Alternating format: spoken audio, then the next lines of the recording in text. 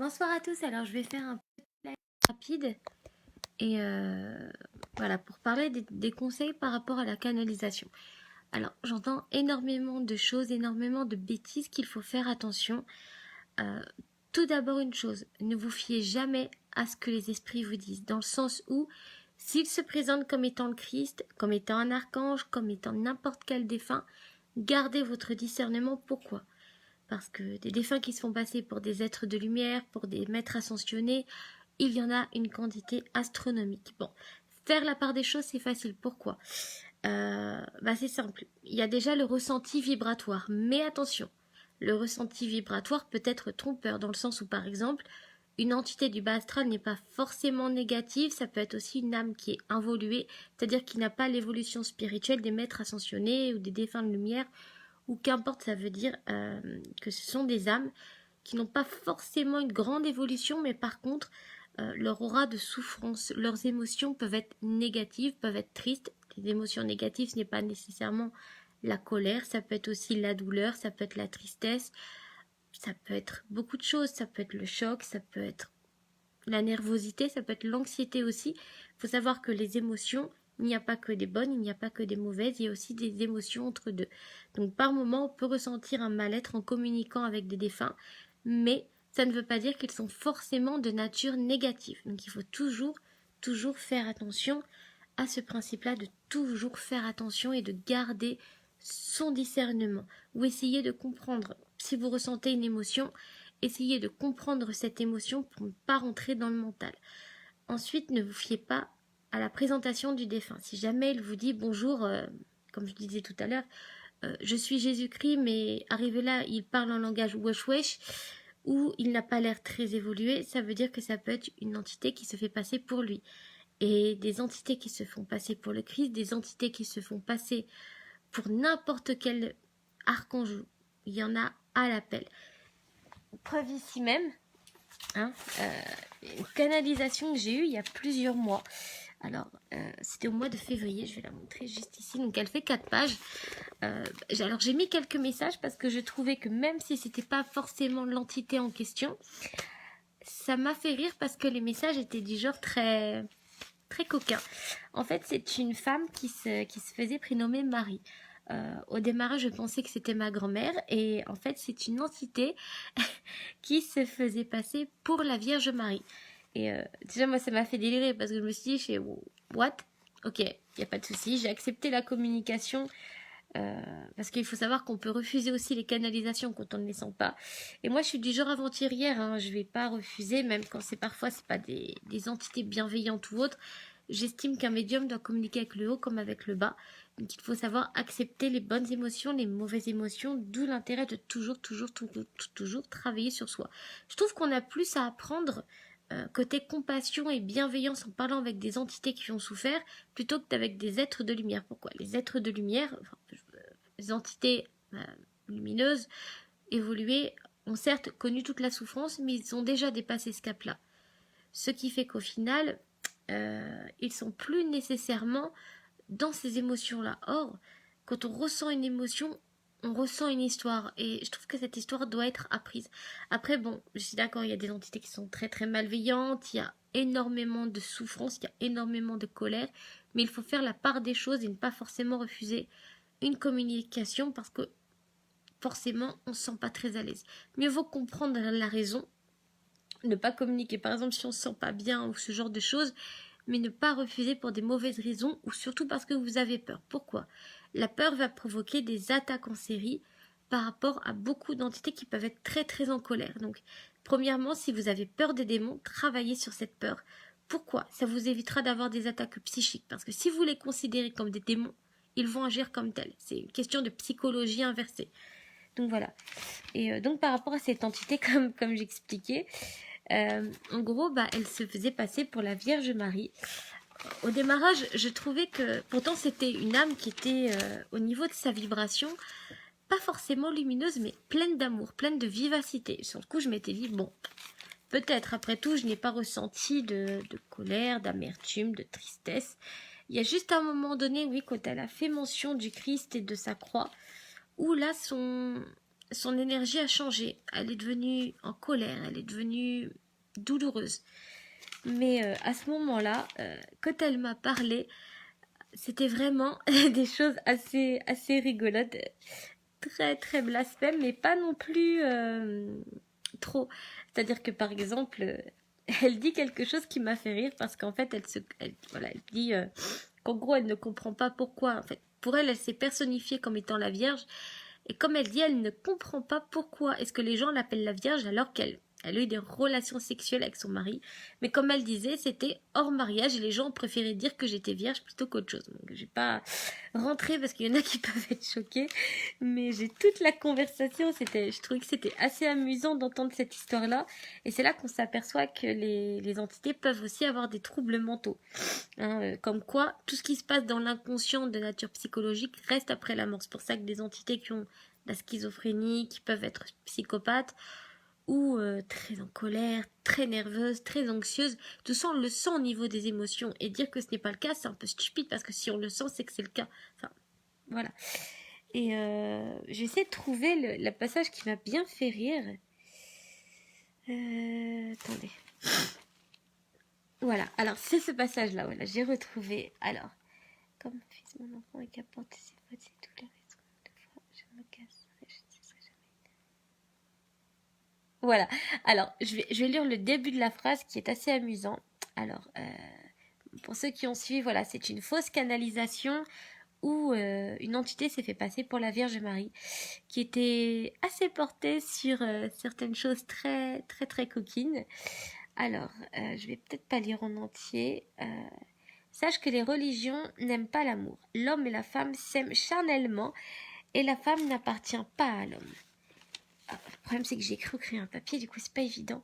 Alors, si aimer le corps ardent d'un homme est un péché, j'ai perdu. Si aimer le corps ardent d'un homme est un péché, alors mon fils est un pécheur. Marie-Madeleine est une pécheresse.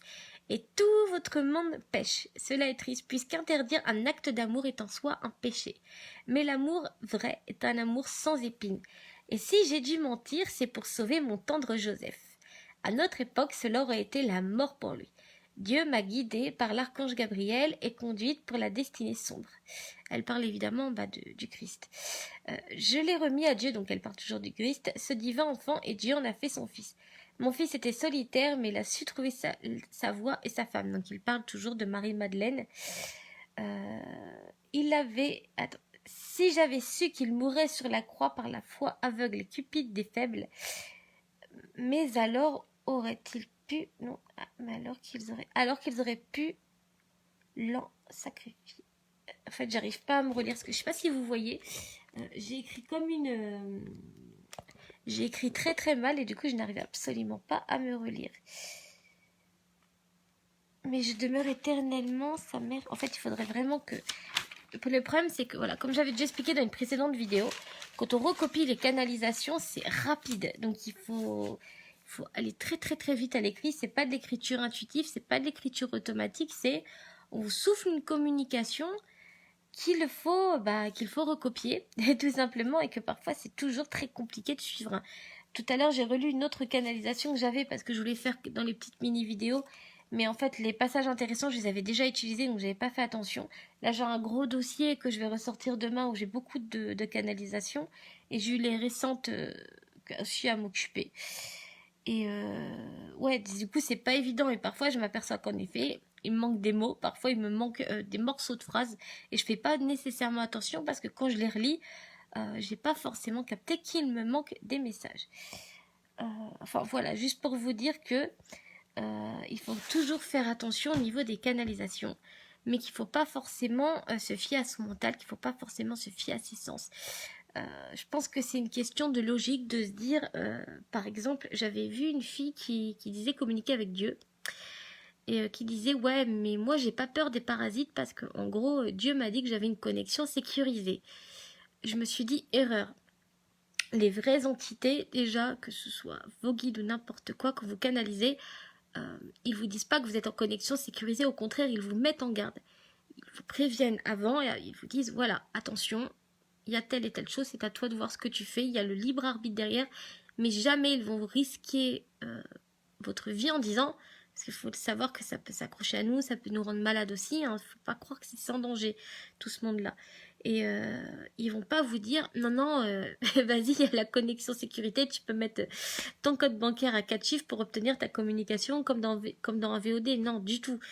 Et en lisant ces messages, parce que la fille, voilà, elle avait diffusé les messages, c'est la première fois que, voilà, si on lit par exemple la Bible ou ce genre de livre, Dieu paraît tout savoir sur tout, sur tout, sur tout.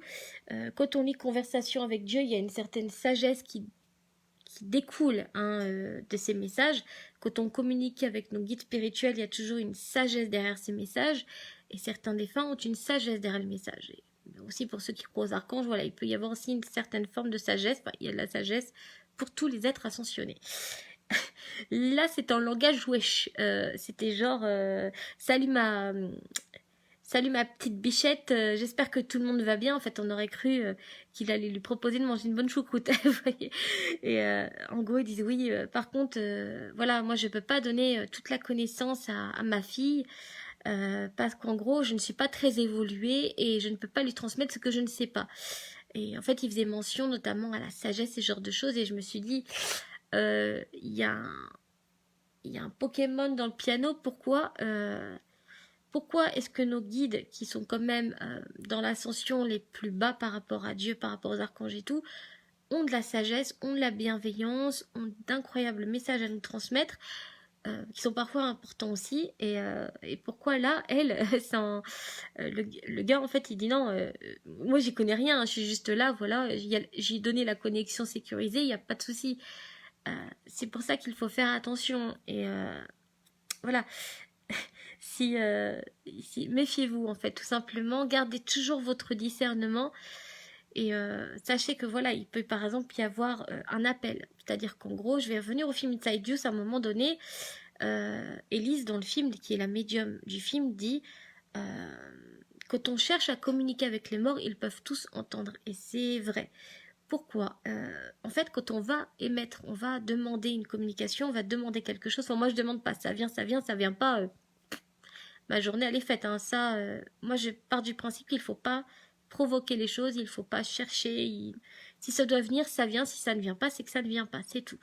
Et pourquoi? Parce que je me suis aperçue à une époque où je cherchais justement à avoir des communications où ça m'a mis beaucoup, beaucoup en danger. Pourquoi? Parce que je n'avais pas conscience que les plans de conscience qui sont près des nôtres, c'est pas nécessairement les plus lumineux, c'est pas forcément les meilleurs, et que les plans de conscience qui sont près de nous peuvent avoir une certaine part obscure, une certaine part très très sombre, même s'il peut y avoir des âmes bienveillantes dedans, ça ne veut pas dire qu'il n'y a pas de danger.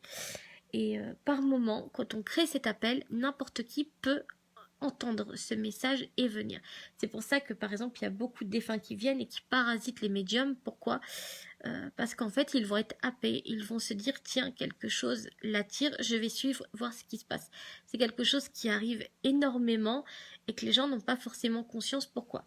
Le spiritualisme indique qu'il ne faut pas voilà, qu'il ne faut pas craindre, qu'il faut accepter tout type et qu'en gros il n'y a que de l'amour de l'autre côté, il n'y a que des défunts de lumière, alors que c'est craché sur des émotions négatives, c'est craché sur des entités qui souffrent.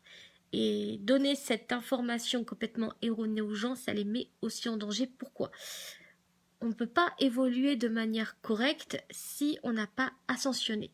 C'est-à-dire qu'en gros, on ne peut pas comprendre toutes les émotions positives si on n'a été que dans la lumière.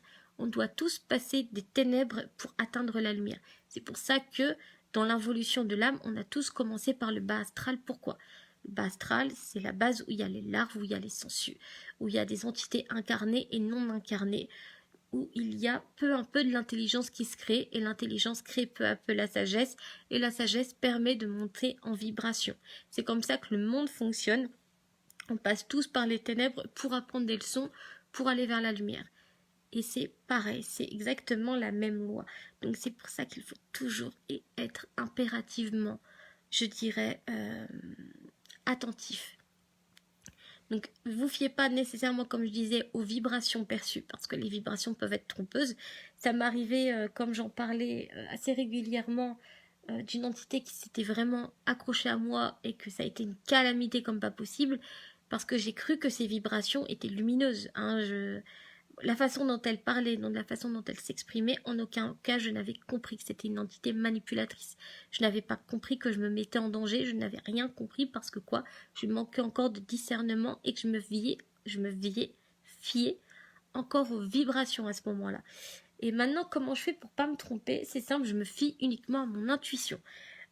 Si une entité se présente comme étant membre de ma famille, eh ben, je vais poser des pièges, je vais poser des limites. C'est-à-dire qu'en gros, quand j'ai communiqué avec des membres de ma famille, j'ai instauré un seul code. Et ce code, il n'y a que moi et les familiers qui connaissent ce code qui change à chaque fois. C'est un petit piège qu'on met en place pour être sûr. Par exemple, je demande des dates de naissance. Voilà, ça paraît stupide, mais une entité, même si elle est décédée, il lui arrive, c'est clair. Par moment, c'est pas une vérité absolue dans le sens qu'elle peut oublier, surtout au niveau des amérantes, parfois ils oublient leurs choses. Par contre, ils vont pouvoir te fournir des détails pour dire que c'est bien elle, chose qu'une entité malicieuse ou autre ne peut pas détailler. C'est pour ça qu'il faut bien faire attention. Faut pas hésiter à lui demander, à essayer de le piéger, à essayer de faire des questions inversées, à essayer de lui demander des choses fausses qu'on sait vraies. Voilà, c'est tout un tas de petites techniques qu'il faut mettre au fur et à mesure en place, mais ne pas se fier à l'entité. Et surtout lui demander les bonnes informations. Hein. C'est pas de dire tiens, je sens une présence, ça doit être lui, je vais lui poser des questions, est-ce qu'il a des messages? Non, c'est est-ce que c'est réellement lui? Et on essaye hein, de communiquer.